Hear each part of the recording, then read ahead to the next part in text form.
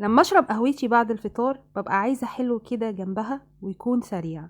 بعمل الحلو ده حلو جميل جدا وبسيط وسريع ومش بيحتاج اي حاجة، كل مكوناته بسيطة وفي منتهى السهولة المتسهلة هتعملي حلو لذيذ. يلا بينا نشوف الطريقة، يلا معايا.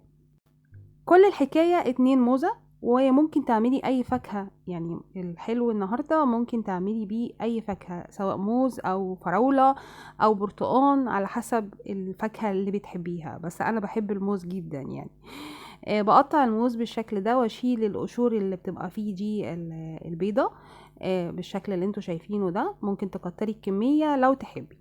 بقطعه بالشكل ده كده مكعبات او بالطول او على حسب ما تحبي شكل الحلو ازاي. انا بقطعه بالشكل ده وبسكينة، وبعد كده ببدأ بقى ايه اجهز المكونات. بيتقطع بالشكل اللي انتوا شايفينه ده، وببدأ بقى ايه احط عليه معلقتين جوز هند ناعم بالشكل ده، وكمان معلقة كبيرة نسكويك او كاكاو خام. انا بحبه بالكاكاو الخام عشان بتبقى فيها مرارة شوية، مرارة ال الشوكولاتة الدارك، فانا بحبها بصراحة. لو مش عايزة المرارة فيها ممكن تحطي نسكويك هتبقى افضل.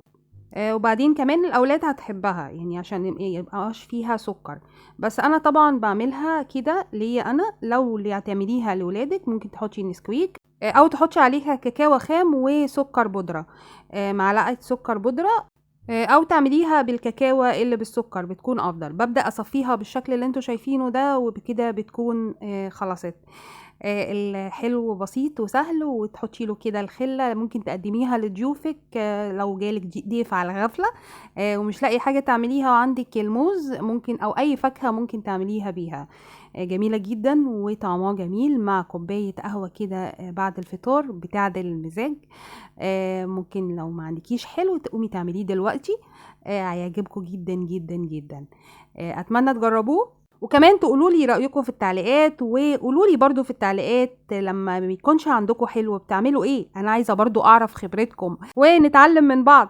اتمنى اعرف رايكم في الوصفات اللي بنزلها وكمان في الافكار.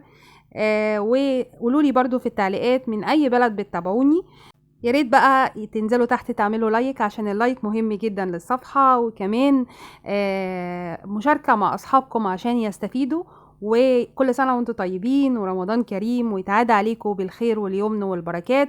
كانت معاكم مها القناوي، مع السلامة.